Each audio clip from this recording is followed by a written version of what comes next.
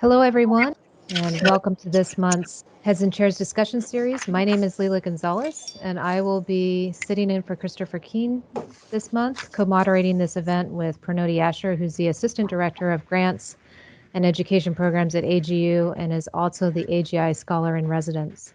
And with that, I'm going to turn it over to Pranoti so she can introduce our speakers today. Thank you so much, Leila, and thank you to everybody for joining us for this month's webinar and discussion series. We're very pleased to introduce our two wonderful speakers today, Dr. Julie Posselt and Dr. Casey Miller. Julie is an associate professor of higher education at the University of Southern California's Ross Gear School of Education. And Casey Miller is an associate dean for research and faculty affairs, and he's a professor of physics in the College of Science at Rochester Institute of Technology. Both Julie and Casey are part of the leadership team for the Inclusive Graduate Education Network Project, which is sort of the umbrella program for the AGU Bridge program. So welcome everybody, and Julie and Casey, take it away. Okay, well, thanks everybody for joining us today for the webinar. This one's entitled Practicing Equity in Graduate Admissions. Julie and I have worked on this kind of workshop for going on 5 years now. And what you're going to see today is effectively what we would do in an on-campus visit, of course, modified a little bit for this particular environment. As Pranoti mentioned, we are supported in this work through the NSF Includes Alliance iGen, of which AGU is a member. And on the left-hand side there, you see iGen, and the goal there is to try to, the goal of iGen is to try to make graduate education more inclusive, and doing so by looking to the reach that the societies have to get into the disciplinary faculty in the physical sciences in this case. So our members are the American Physical Society, American Chemical Society, American Astronomical Society, AGU, of course, and the Materials Research Society. This is also in partnership with SIMR, which is a group at the University of Wisconsin working on mentoring. So in addition to that, Julie and I are funded through something called the California Consortium for Inclusive Doctoral Education, which complements the iGen project in the sense that we are aiming to empower the faculty on individual campuses. And you see there are 6 campuses in California where we have, where we're trying to develop peer-to-peer faculty teams to train other faculty on inclusive practices at the graduate level. If anybody's a member of any of these institutions or other California-based institutions, feel free to contact us. So the objectives for the webinar today are to talk to you about the extent of inequities in U.S. graduate education, the legal landscape for race-conscious admissions, how current practices limit access for women and minorities to graduate education, and why equity-based holistic review is an alternate model to what is typically done. So I will start off with showing you some data. So what you're looking at here is the time dependence of PhDs awarded to underrepresented citizens, as defined up at the top: African American, Hispanic, and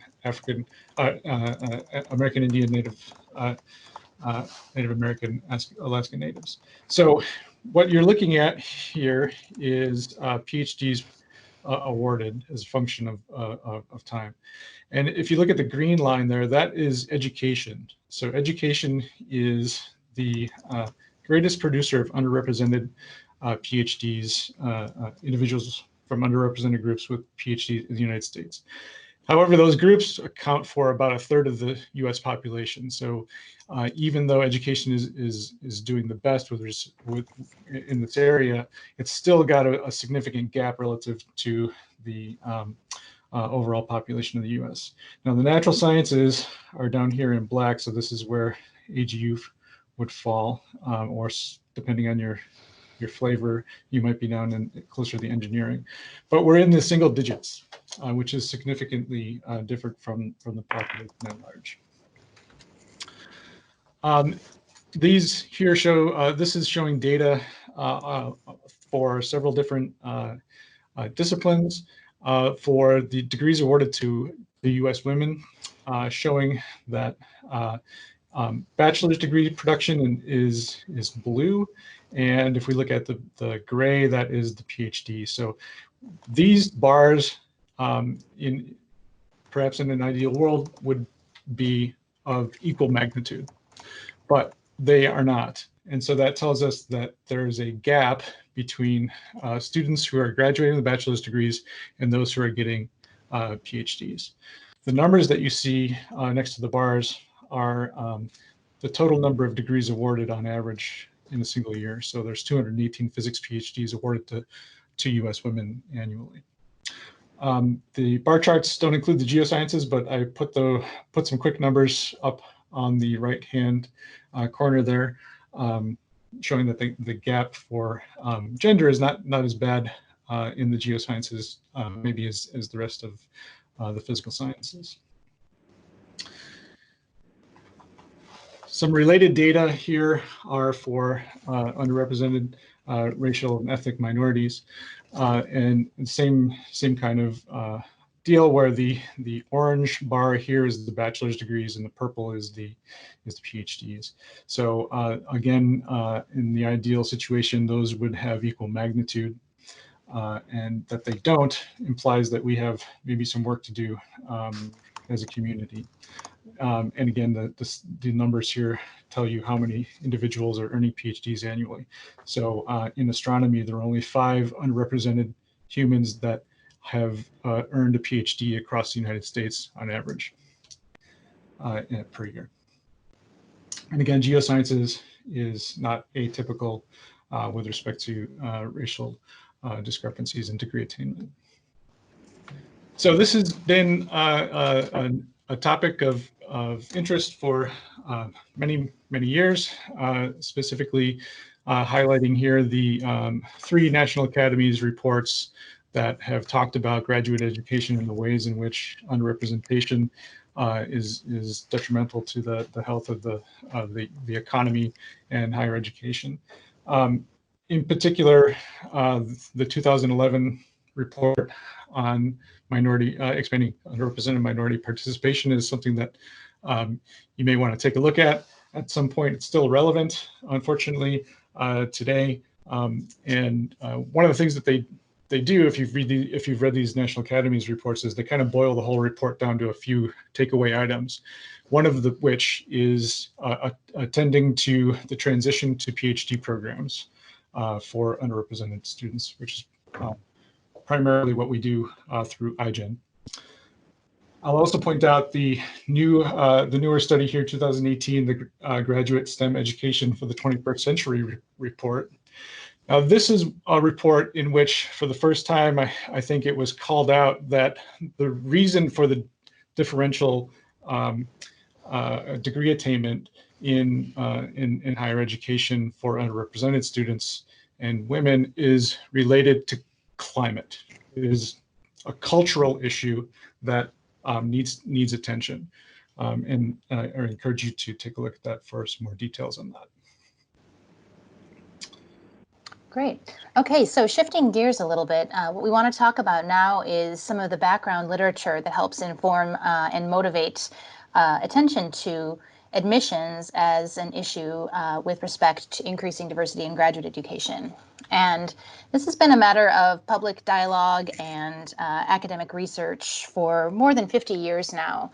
And really it was shortly after the civil rights movement, where people began looking at issues of inequality as a moral and social good, that folks began attending to the representation in higher education as related to this, and started calling attention to the idea that representation of people within higher education was going to be necessary if we wanted to see more equity within the labor market. But over time, as the Supreme Court began taking up cases related to race-conscious admissions, academics began conducting research about the wide variety of educational benefits that come with getting your higher education in an institution that is more racially diverse. And you can see in the list on the left that at least 4 main areas have been identified as educational benefits. The ability to get along amid differences, the ability to think with greater cognitive complexity. You see patterns of greater civic development and voting participation among people who went to more diverse colleges. And you see higher graduation rates in institutions that are more diverse. This has been a really big part of the national conversation about affirmative action now, in part because, as I'll talk about in a moment, the legal landscape for thinking about equity as a goal has changed. And the move toward a greater attention to diversity has led to research that identifies concrete sort of functional benefits that come with more diverse higher education institutions. And we can think of this as sort of a business class for diversity. For example, we know that college-going students today are looking for institutions that are more diverse, so it helps with recruitment. We know that in a knowledge economy, that having a more diverse higher education population is allowing us to reflect the natural talent pool that we have, and so it's expanding the technical workforce. And then there are a number of practical benefits of diverse research teams and scientific teams that have been identified. From the point of how problems are defined, how ideas are expressed, and how research is cited. Casey, do you mind flipping to the next slide, please? There's been a variety of studies over the years that have identified concrete patterns through which diverse teams are producing better academic research. And we think this is especially important for folks who are interested in graduate education, since whether a person is going on to become a professor or to work in industry, the whole point of graduate degrees within STEM fields is to bring to bear the best current methods of the discipline to advancing knowledge in different contexts. And so the more that we are doing that with the diverse teams that we know produce better knowledge, we're preparing people to advance the disciplines.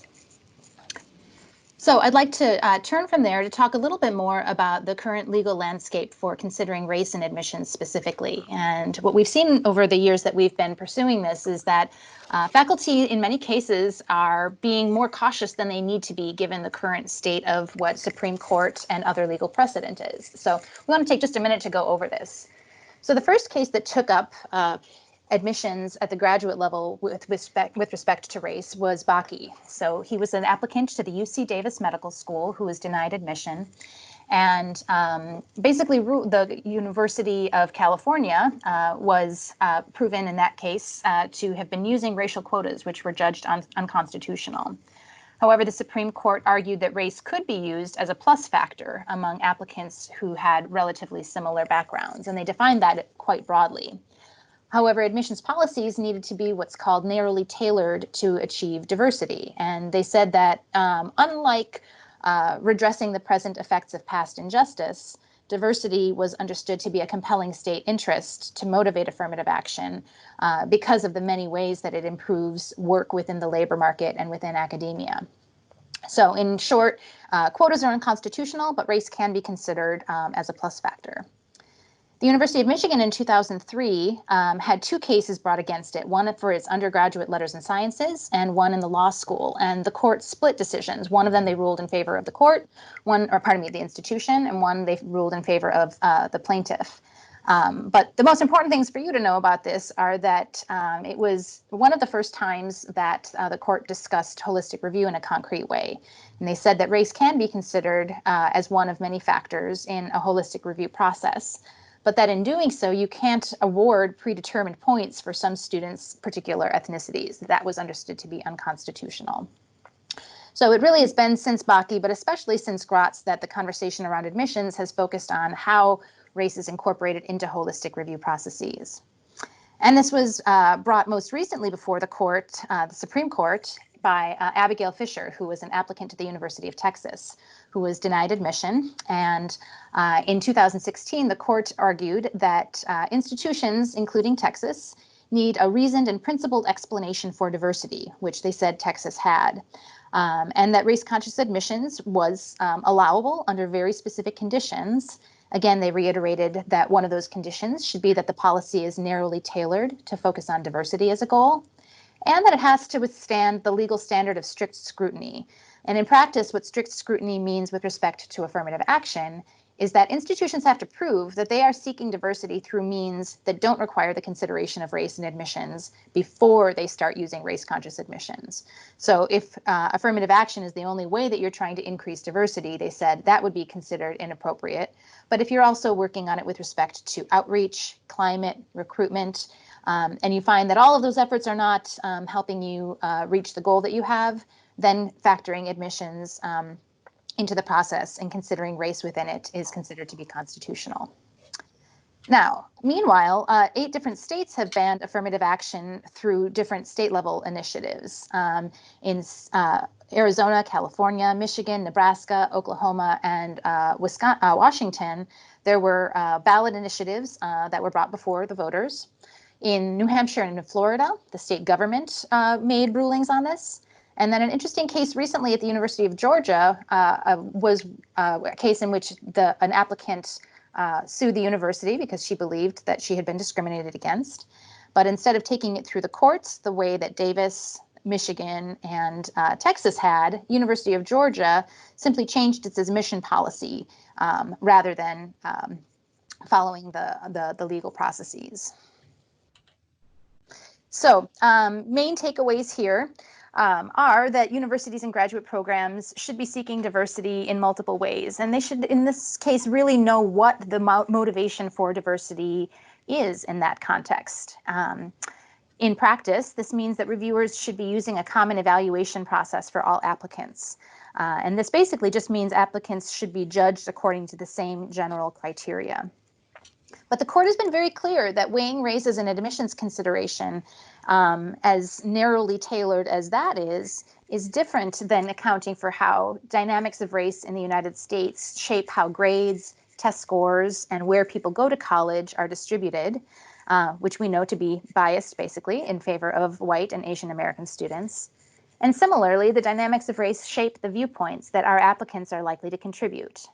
And so, although in many cases admissions committees will want to be careful about the concrete ways that they are considering race, it's very important to remember that committees don't need to be color mute. You can be talking about race as long as it's not being factored into the admissions process in a way that is unconstitutional. A lot of institutions carry out graduate admissions through what can best be described as ad hoc policy. And that can be hard to defend. And so we definitely encourage you to take a look at your department's process and see whether what you have in writing is something that could withstand the scrutiny if there were ever a lawsuit brought against you. So if there are questions about that, why don't you take a moment to write them down, and we'll be having a period of question and answer at the end. All right, shifting gears a little bit, we're going to talk now about some of the current research about admissions as a way to get a picture of what current processes are and what some of the drawbacks of the current processes are. So as Pranoti mentioned, Casey and I are both researchers in this area as well as facilitators of workshops. And I wrote a book in 2016 that's pictured on the right called Inside Graduate Admissions. And this was a study that was trying to understand how faculty both individually judge and collectively select applicants in PhD programs that are ranked within the top 15 in their field. And I focused on those top 15, not because I think they're inherently better, but because in those programs, they receive many highly qualified applicants academically. And I wanted to understand what assumptions about merit guide the ways the faculty sort of apply their preferences and their judgment in those places. I also was interested in understanding how disciplinary norms shape faculty judgment and how people within different fields would think differently from one another. So I had the great privilege of spending 2 years collecting data on this. I spent time at 10 highly ranked PhD programs in 9 different fields at 3 different institutions. I conducted interviews with faculty and grad students, and then 6 of the programs were kind enough to allow me to observe their meetings, which was fascinating. And basically what I found is that when faculty are trying to motivate their decisions around merit, they define merit in ways that often undermine diversity. And this was sort of a paradox in my mind because so many institutions express a strong commitment to diversity. But what I found by looking closely at their interactions with each other is that these committees have cultures of their own that have implications for evaluation. And one characteristic of the culture are the criteria that they choose to use. I found faculty in many cases are relying on criteria that they themselves were strong with at some point in time because they believed them to have been formative to their own paths. And so they now are looking at them with respect to others. But because they hold personal significance, it can be kind of hard to let them go. A lot of research does focus on criteria within the admissions processes, but I also found that the ways that they make decisions with one another, apart from the criteria that they consider, also feed into the process. And in particular, that as departments get more and more applications, they bureaucratize and quantify the process in ways that allow them to get the job done quickly, but perhaps with less nuance than they might have if they were taking more time per applicant. Third, I did find significant differences between disciplines, and this was both finding, as you might expect, that humanities philosophers carry out admissions in ways that are substantively different than, say, physicists or biologists, but also that within the sciences there were some differences, and within the humanities there were differences. And this is namely that departments that have a really strong hierarchical structure, like physics or economics or philosophy, tended to have a lot more consensus in admissions than departments that had people who were socialized in different fields. So in biology within the sciences, in linguistics within the humanities, and within political science, there are what we call low paradigm or weak consensus fields, where you might have someone who is trained up in one field making decisions about applicants alongside people who is trained in another field. And the fact that they hold some underlying differences in values does tend to come out in the admissions process when they're trying to negotiate borderline cases. Finally, I found that a major reason that faculty tend to define merit in ways that undermine their value on diversity is that faculty are just, and there's whole books that have been written about this, they're really loath to change. But they're especially ambivalent about changes that have to do with race and gender, because those require having conversations about topics that they don't typically have conversations about, and that are politically sensitive, and that might open them up to needing to face how they are complicit in systems of inequality that they say that they are opposed to. And those are delicate conversations that we don't typically have. And so avoidance of the honest conversations tends to prevent the real work from going forward. So in all of this, obviously, one of the most common things that happens is you don't make a final set of decisions based on the original pool, that you do some filtering. And what I found is that the way that people are initially screened was really with an eye to conventional forms of academic achievement. And here faculty were thinking about merit mainly in terms of whom they thought would have a really low risk of dropping out. And the key criteria that were used as proxies for this risk were the numbers. I heard over and over again faculty talk about GRE scores and grades. And they would try to contextualize grades to the extent that they could by how prestigious their institution had been, where they were earned, and how rigorous the curriculum had been. The standard of merit isn't inherently bad, but if you are committed to diversity as well, the way that it's defined often tends to undermine that goal.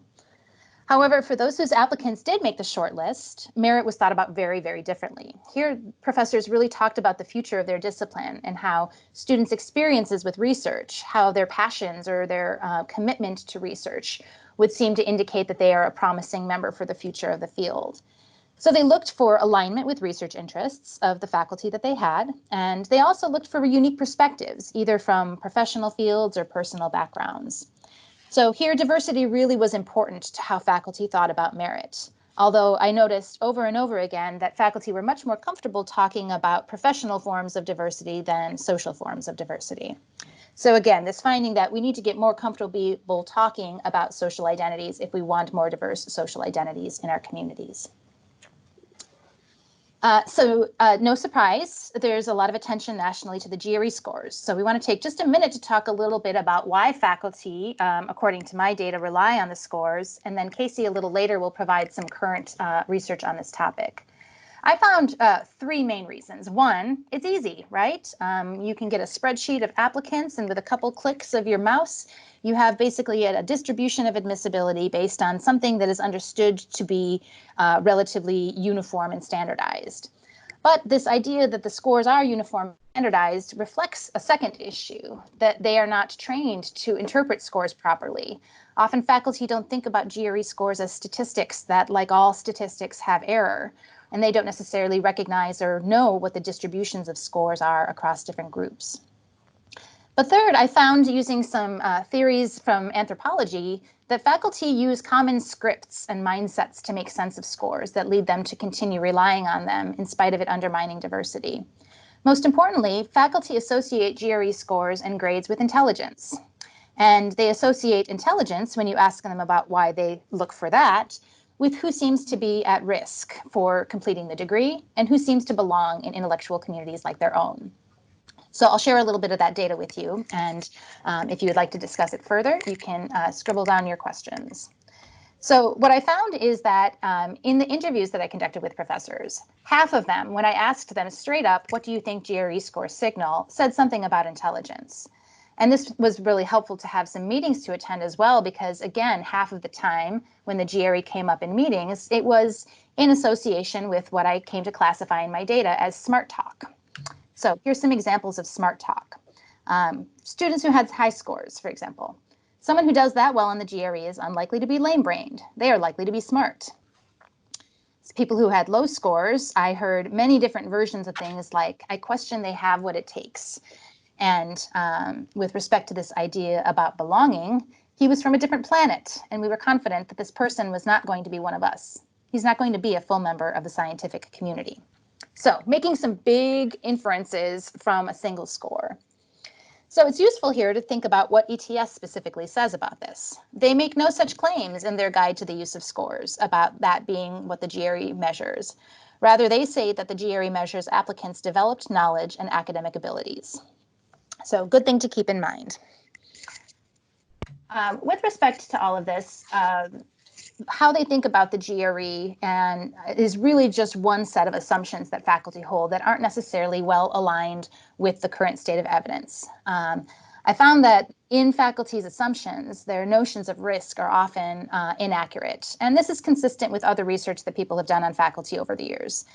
Faculty tend to be overconfident in their ability to predict who will be successful.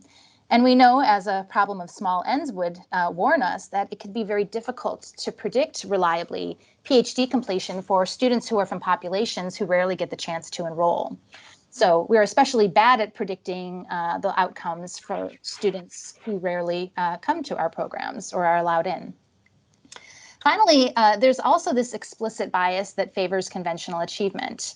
But unfortunately, research tells us that's not a reason that people should be biased, because most people leave for non-academic reasons rather than academic reasons. And further, the outcomes that students perform are not necessarily only their academics. It's the kind of environment that we create for them that makes a big difference. And then lastly, and most critically for a conversation about diversity, many of the assumptions that faculty presently hold about merit, about excellence, about intelligence, tend to be gendered and racialized. And I'll revisit this in a little bit. Great. So I'm going to now talk about some of the problems with that typical approach that Julie has documented, actually for the first time in a scientific way.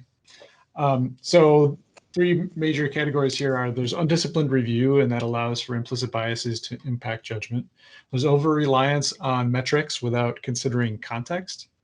And there's limited efficacy of the initial filters that are used by committees, but those happen to limit access to certain groups. So implicit bias is something that is all around us, and we hear about it often in academic positions when we're searching for new faculty, for example. But it turns out that this is prevalent everywhere. So here's an example of a research study done by Milkman et al., where they sent a email to 6,500 professors across 89 disciplines from a prospective graduate student. It's the kind of email that you probably get frequently that says, I'm interested in your graduate program. I might like to work with you. Can we have a conversation? The only thing that was changed in the email that was sent was the name of the student, and they were changed so that they had different sounding names, if you will. So faculty responded less often and more slowly to names that sounded Black or Latino or Latina, Chinese or Indian, and female. So this is almost exactly the opposite of what you would hope to see. And it turns out that the effect in this case was strongest in private universities. So this is when you're doing email, it's one of these times when your brain is kind of in a fight or flight mode. You have to make a really quick decision about whether or not to engage the email that just pinged into your inbox. And when you are trying to make quick decisions like that, your brain is more susceptible to implicit bias, and it is less likely to make a thoughtful conclusion, and that would be something that might, where you might want to take diversity into consideration in your response. Letters of recommendation are also notoriously biased, and here is one of the original research results on that by Trix and Msenka from 2003. What they found was that letters of recommendation written about women were shorter. They lacked basic features such as how the author knew the applicant. They lacked concrete references about the applicant's record, lacked evaluative comments about the traits or accomplishments of the women that they were writing about, and they were less likely to be aligned with research and the research record and the ability of the individuals. So if you look at the chart there, what you see is the frequency of topics addressed in letters of recommendation. And in red are is female applicants, and in gray are the male applicants. What you see is that concepts related to training, teaching, and actually just the application itself were commented on explicitly more frequently for women than for men, whereas research, skills and ability, and career trajectory were commented on more frequently for men. So there, when you're writing a letter of recommendation, there's only a finite amount of real estate. So for women applicants, if that real estate is occupied with the things on the left that faculty typically aren't maybe so interested in relative to the things on the right for hiring new faculty or students, then this sets up an unlevel playing field for women, because the items that are being talked about are not the ones that are of interest to the reviewers. Similarly, if we look at linguistic differences, letters about women had twice as frequent use of gender, such as this quote here, the quintessence of the contemporary lady physician. Twice as many doubt raisers, although her publications are few. 4 times as much stereotypical language, and 50% more grindstone language. So the grindstone language I want to just talk about, it's being well organized, thorough, and careful are extremely important things. But just like my previous argument, where there's a finite amount of landscape, women, when their letters written about women are occupied more by language such as grindstone language, it poses a barrier because of the finite amount of space that you have to talk about the candidate at large.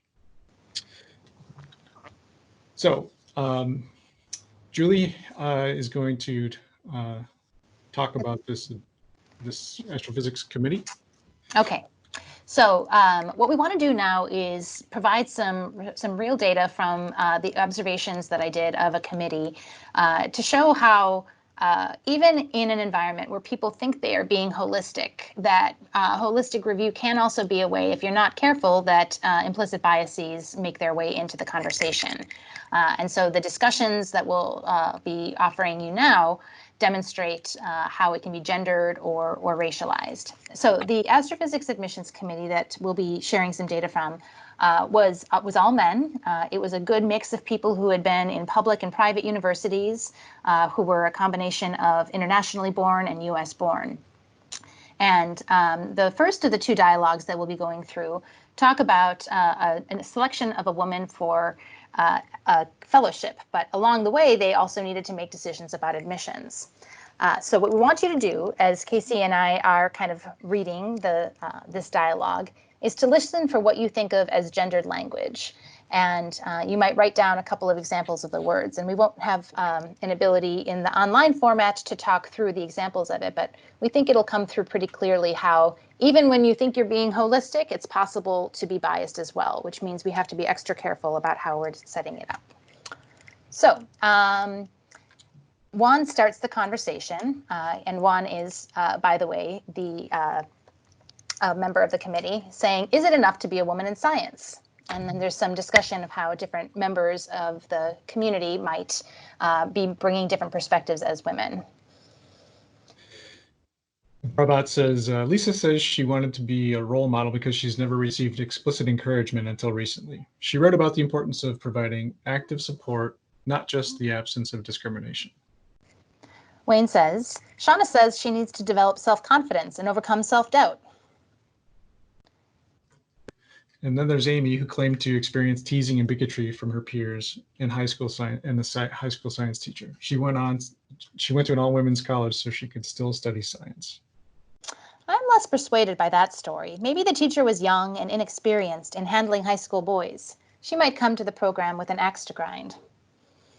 Either way, now she's taking action, organizing a lecture series on women in science. We need to read between the lines on these things. So as you can see from the bottom, if you're able to see this slide right now, the person whom they eventually nominated had started an outreach program within astronomy and had some recommendation letters from familiar names. But in the course of that discussion, there were a couple of things that people said that might have caused an observation of gender bias. For example, Chris saying that he was less persuaded by the story that Amy had shared, who had experienced teasing and bigotry, and giving the credit to the teacher, who was not involved in the letter writing, and the suspicion that that student might come to the program with an axe to grind. Or you might have noticed that Juan starting off such a conversation by asking, is it enough to be a woman in science? When, I don't know about you, but we don't often hear the questions, is it enough to be a man in science, posed to the community. Other people have identified that the way that Juan spoke of needing to read between the lines on these things means that sometimes people are making too many inferences from the data that's in front of them as opposed to the inferences that they can get from the direct conversation. So we're going to switch gears now and talk about a second dialogue in which you can see that ethnic or international biases can also come through when faculty are engaged in these admissions conversations. So Prabhat says, he grew up in a yurt in the Himalayas. He was raised by his mom and grandma after his father died at an early age, and the next neighbors were 2 mountains over. He then found his way to a major public research university, and he has since started the only organization for the discipline in the Himalayan region. But do we think he can succeed? He's the most amazing case we've ever seen. He would bring some personality to the department. I commit to look after him and fund him through the prelims. He presents himself as quite intelligent. It's an excellent idea. So in this dialogue, you can see some of the examples of discussions about intelligence that were coming through earlier. That there was a question about whether he was presenting himself as intelligent, not that he was intelligent based on his record. There were doubts about whether he could succeed, in spite of all of the details that preceding it regarding his upbringing, suggesting a lot of experience with success in the past. And you might have also caught on to the question about bringing some personality to the department. Many times I observed in admissions committees that faculty would speak about students from underrepresented backgrounds in ways that sort of exoticized them as opposed to highlighted their intellectual contributions. So with all of this in mind, it's really just to draw out the evidence of implicit bias within selection environments where faculty are actively working for diversity and the need to pay attention to what strategies we're using to reduce implicit bias. One definite one is simply to devote adequate time to selection. We know that there are three main situations in which people tend to have implicit biases activated.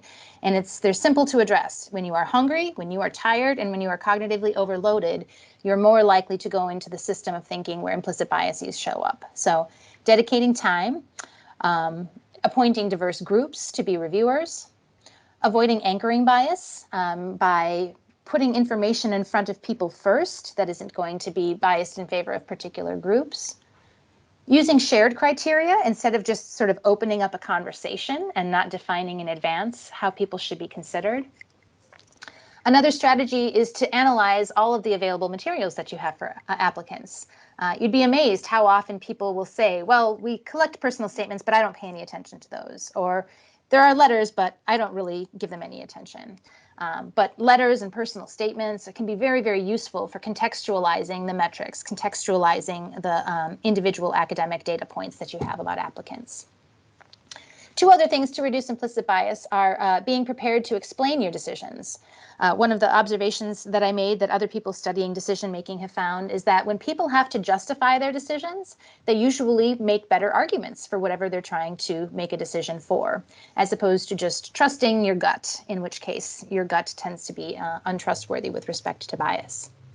And then one way to explain your decision is to use a rubric or other evaluation protocol that defines criteria and then operationalizes what they look like at different levels of quality that are typically observed.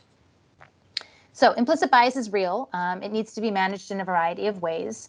But alongside of implicit bias, a common problem that Casey's going to talk to is a tendency to over-rely on metrics without considering the context of those metrics or their error. Right. So grade inflation is an issue that faces a lot of us. Patterns of grade inflation undermine opportunities for minority participation. If you look at the chart here, just focus on the dark blue bar. That's the most recent data. It's showing that public institutions versus private institutions, there's about 1/3 of a letter grade difference in the cumulative GPA of the graduates. That is a big deal at the admission stage, right? 1/3 of a letter grade is a lot. So the reason that I make the claim about undermining opportunities for participation is that most underrepresented students attend public colleges. So this slide here shows a rank ordered list of the institutions that produce the most underrepresented students in the different disciplinary areas up at the top. The ones that are in red are private institutions. There are 5 of them. And so most of the students who are coming to your applicant pools are coming from state colleges, and on average are coming to your admissions committee with 1/3 of a letter grade lower GPA. The next issue is related to frequent misuse of GRE scores by admissions committees. So there's a thing that ETS produces called the Guide to the Use of Scores. It's often not followed, and most of the time that I talk to faculty, they don't actually know that it exists. In this, they talk about many things that are important for faculty to know, including race and gender differences in scores, and ultimately other work has been showing that correlations with success are questionable. So here's a pop quiz for you. You have 2 applicants, A and B, who are in some magical universe identical in all aspects except for their quantitative GRE scores, 168 and 163. Who do you admit? Right. So it's of course a trick question. what you need to know is that the GRE is an inexact measure. So this is a quote from the Guide to Use of Scores. Only score differences that exceed the standard error of measure of a measurement of a given score can serve as a reliable indication of real differences, right? The standard error of measurement is actually quite large. If you still think in the old scale, it's about 120 points. On the new scale, it's 6 or 7 points for the quantitative and verbal. And I think the geosciences dropped their subject test, but it's also quite large here. So if we look at the GRE quantitative, the two examples that I gave just now, those are statistically the same score. Part of the reason that we bring all of this up is that a lot of faculty on admissions committees use cutoff scores, a minimum acceptable score for admission. And ETS says that you should not do this. And they give a few reasons, including the one in red in the bottom, which is that you should consider the impact of the proposed cutoff score on your institution's goals related to diversity. So this is related to some data that ETS has on the tests. Here I'm giving you some results from 2006 to 2007, but they haven't actually changed sufficiently to make a new graph. So what you're looking at here is GRE quantitative scores for students who have self-identified as wanting to go to graduate school in the physical sciences. And what you're looking at are summaries of score distributions. So the tick here is the median, and then the upper and lower parts of the bars are the 75th and 25th percentile. So there's a distribution coming out of the board at you here. Okay. The categories that we have here are race and gender. So there's Asian American, white. This is going from left to right. Asian American, white, other Hispanic, Mexican American, Native American, African American, Puerto Rican, men. Now, in many programs, the minimum admission score is this red line, about a 700 on the old scale or a 155 on the new scale. This is typical in physics. About a third of physics PhD programs use something about this.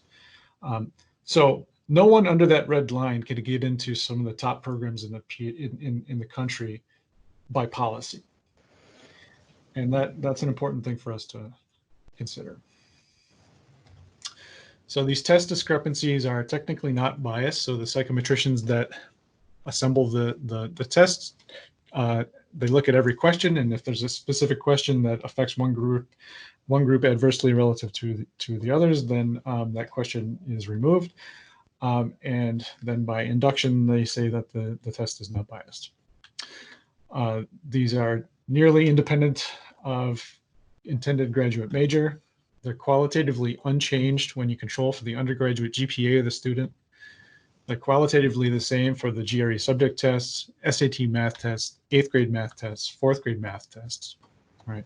So these race and gender-based disparities on the tests are a feature of standardized testing.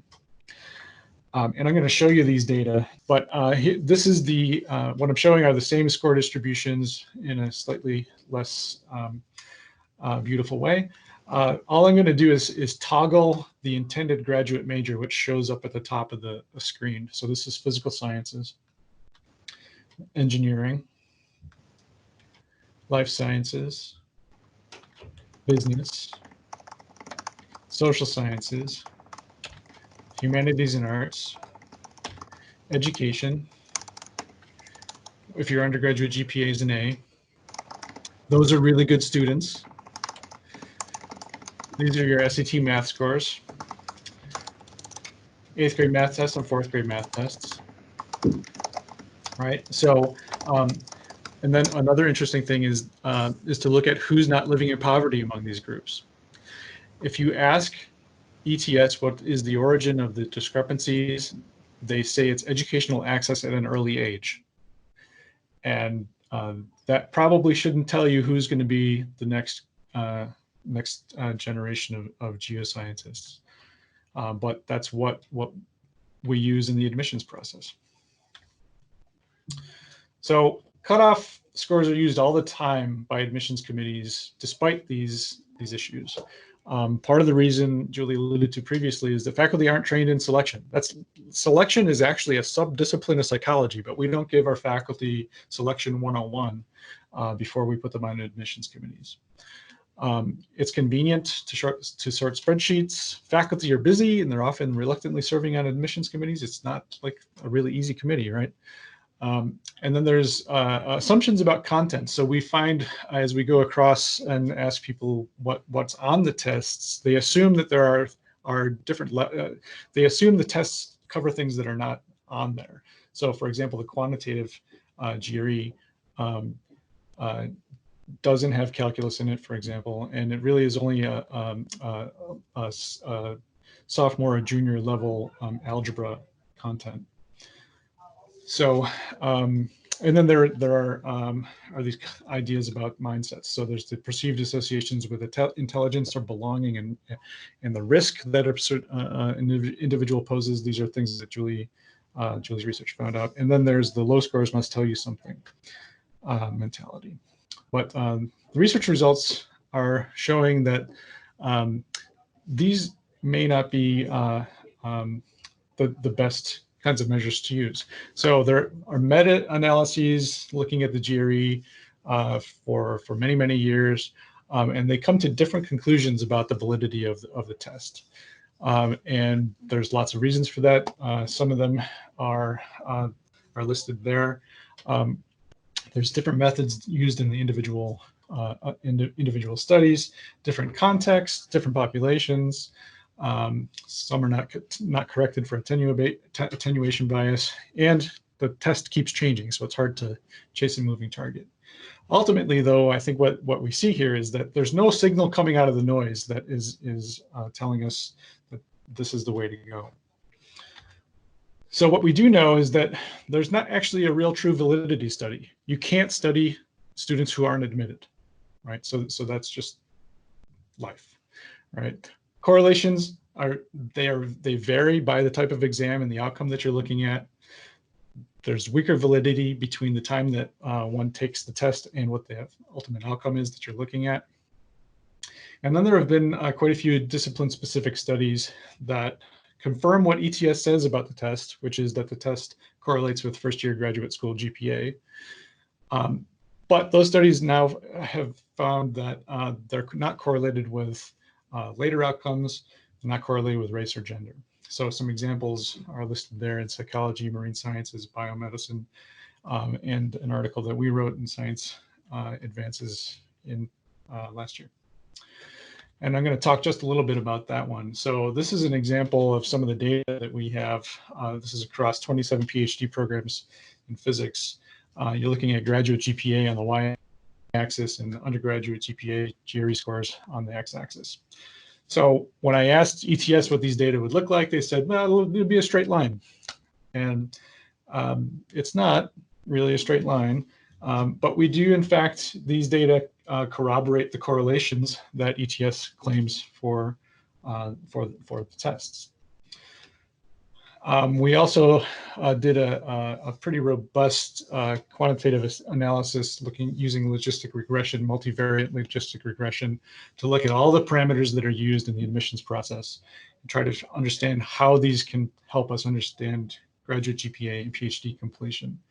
And if you take a look, you can see, I'll show you, I'll speak to the right-hand side here. So GRE quantitative, for example, for physics PhD completion, students who are physicists scoring the 10th percentile versus those in the 90th percentile for physicists, that's the full range, basically. That's the full dynamic range of the students you're going to see in your admissions process. The change in PhD completion probability is low. So the practical significance of this is not commensurate with the amount of weight that is typically given at the admission stage. So ultimately what we're seeing is that the usual weight given to the GRE exceeds its predicted capability, and because of the race, gender, and socioeconomic status and even citizenship issues, score differences, has negative impact on our graduate programs and society. So this is the PhD completion project from the Council of Graduate Schools, kind of corroborating that coin toss issue. Across disciplines, the PhD completion rate is not high. It's not as high as you would like. So it is really sort of in the 50% range for most of these disciplines, with some obviously glaring exceptions in for different race groups. So admissions is only one reason for these low completion rates, right? So we're finding that mentoring, socialization with your peers, progress monitoring by the programs are all important aspects to keep the that are included in programs that have high PhD completion rates.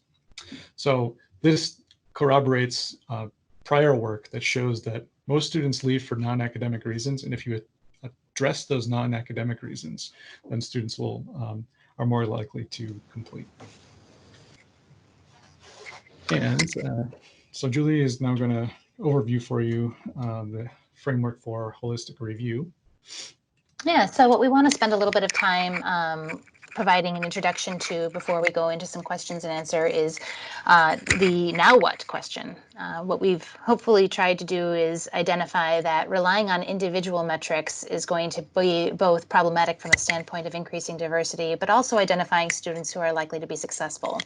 And so there's been a lot of talk in the last 10 or so years, beginning in the medical school community and increasingly within disciplinary graduate programs as well, about the potential for holistic review to be used here. And I should mention that this has been the norm in undergraduate admissions for a long time. One of the main differences we see, though, is that in graduate admissions, there tends to be more attention to the equity implications of how holistic review is defined and operationalized. And we would argue that there should be really three main pillars to holistic review, in addition to equity, that are comprehensiveness, contextualization, and being systematic about it. And that instead of just using that sort of a holistic process with your shortlist, the extent to which you can do so from the very beginning of the process enables you to see a wide variety of types of excellence that students are bringing to programs, and not just the narrow forms of excellence academically that are measured through tests. So I'll first talk about comprehensiveness. Comprehensiveness really has to do with how numerous and how diverse the criteria are that we're using to consider a student and their potential. So some common categories of criteria that we see departments use, and that my own school is now moving toward, are academic preparation, scholarly potential, which might look different in practice than academic preparation, alignment with the program, and this we try to encourage language of alignment as opposed to fit, because often fit is used as a way to justify selecting students who are already much like those whom you currently enroll, and that's kind of the opposite of the goal of a diversity priority. Actively considering diversity contributions that an applicant might make, either personally or professionally, and then also talking about the non-cognitive or socio-emotional competencies that students have. So I'll go into a little bit about each of those. So with respect to contextualization, looking at the metrics that you have about applicants, their grades and GRE scores as having error the way other statistics do, and paying attention to the societal patterns that exist that Casey overviewed. We also need to be able to think more systematically about achievements in context, remembering that what look like students' achievements also reflect the opportunity structures that are out there in American education based on race and gender and socioeconomic status. But also that a student's undergraduate achievements don't reliably signal their aptitude or ability, given that you don't know what sort of opportunities a student may have had. And so being able to temper attention to achievements with paying attention to their potential as well is a good way to balance that out. And then finally, and maybe most fundamentally in terms of contextualization, when we can remember that students themselves should be well aligned with what our program's mission are for, then we're both more likely to get students who are interested in the program for the right reasons, as well as able to serve the students whom we do admit. Third, with respect to being systematic, we advise that holistic review be based on shared and predefined criteria that are outlined using some sort of a structured protocol, which encourages both efficiency so that you're not paying attention to every tiny little bit of information that comes at you in the application, but also a more consistent review. something that has been learned through years of research on decision making is that when you begin to compare applicants with one another, as opposed to externally defined criteria, that is definitely a space where implicit bias tends to be introduced. At the same time, even as you're beginning to use more structured criteria, it's useful to maintain some space for flexibility and nuance, because you don't want to create in your head some sort of a new prototype for what a desirable student is like. Third, we recommend building in some safeguards and checks to promote equity and limit bias throughout the process. So you can work with your program or with your graduate school to look at data over time about the composition of your applicant pool, of the applicants whom you interview, among the applicants who are admitted and who ultimately enroll, and begin to pay attention to whether you are disproportionately losing certain groups at different points in the process. And then as my own research has increasingly moved toward, being able to coordinate your evaluation processes with your recruitment and yield efforts is likely to provide a more systematic or systemic approach to change that will promote benefits that are greater than if you were only trying to change the review process itself. So we do have an example of an evaluation rubric that combines comprehensiveness, contextualization, and being systematic. And some of you may already use evaluation rubrics in your instruction. We find that it's a tool that many programs are easily able to pick up, because it is something that defines in a holistic way what it is that you should be looking for and what it looks like for applicants in different backgrounds. I'll move on and now talk a little bit more about some of the socio-emotional skills that we use to navigate life and to get through graduate school as being something that should be more consciously considered. So decades of psychological research from a few different traditions within psychology has found that things like preference for long-term goals, conscientiousness, realistic self-appraisal, all of these are really strong predictors of academic and job performance. And although we haven't consciously brought them into the admissions process in formal ways, when you ask faculty about what they value in good students, it's really natural for such things to come up. And so we would argue, and Casey is currently conducting research, to look more systematically at what it would be to consider non-cognitive competencies like these. And it's a really promising way to augment the current approach to admissions, because unlike some of the standard scores and grades, they are adding additional information, and they don't manifest the same differences by gender and race that typical scores tend to. So that's just a very quick breeze through what holistic review is. And again, we would argue that it's just one part of improving selection. And without being really equity-minded about it, it has the potential, like any technology, to just reproduce the status quo. And so the second workshop that Casey and I typically do engages with individual committees or groups from committees in beginning to evaluate your current process and identify how you can improve it so that it is better aligned with your current mission and with what you're trying to get from applicants. So holistic review is useful in identifying talent from a variety of groups that tend to be underrepresented. Women and people of color we've talked about, but also first-gen students, students with lower SES, those who are coming from liberal arts colleges or who may have had significant professional experience as opposed to going directly from their undergrad. Some of the research on holistic review suggests that whether or not it's carried out with tests makes a difference, but also that whether it's used at the beginning of the process makes a big difference. So Syverson and his colleagues found that adoption of a well-executed test-optional admissions policy both increased overall applications and increased the representation of underrepresented minority and low-income students. And importantly here, those students ended up having the same degree completion rates as did students who were admitted before the test-optional policy was introduced.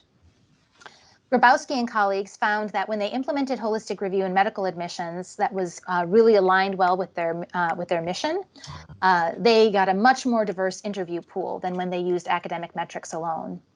And then Michael Bastido and his colleagues, in looking at how undergraduate admissions officers were doing holistic review, found an especially important role for contextualization in affecting whether or not holistic review led to increases in the admission of low SES applicants.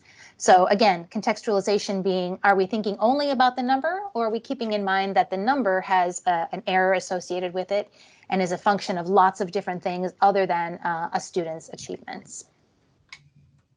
So just in closing, we want to highlight that we need to be able to think systematically about improving admissions, and that ideally it should just be one aspect in a multidimensional set of efforts, because there's this common pattern that my research has uncovered, where if people are only thinking about playing at the edges of their current admissions policy and don't attend to other aspects of what they do, it may be that they can recruit and admit a few individuals who represent an underrepresented population, but when those individuals come to campus, they will see that there's a lack of a critical mass. They may sense elitism or other concerns about climate that ultimately lead them to enroll elsewhere and just reproduce that same pattern of hand-wringing about the lack of diversity. And so the most powerful approach to increasing diversity in graduate education isn't about working on admissions only, but calibrating improvements to admissions with improvements to the climate, to the quality of mentoring, to our recruitment efforts. So if this has been interesting for you and you'd be interested in going further with us, we can offer strategies for equity-based holistic review workshops for your department, for your committee. You can also express an interest in this to Pranoti if you might be interested in having something like this take place at AGU in the future. Casey and I have also been working over the last year with the Center for the Improvement of Mentored Experiences in Research to come up with a new professional development module that's focused on fostering well-being. And so the QR code and website here will give you more information about what those workshops are that you can request from iGen. And if you have an interest in potentially becoming a facilitator of such workshops, we're going to be hosting our next facilitator training in late August at UC San Diego. And this will be a joint effort of both the iGen and Seaside projects. But here we welcome both individual faculty and staff and administrators to apply and consider how you might also be part of facilitating faculty learning on your campus about improving admissions. So thank you very much for your time, and we'll look forward to opening the floor for discussion for the last 20 minutes.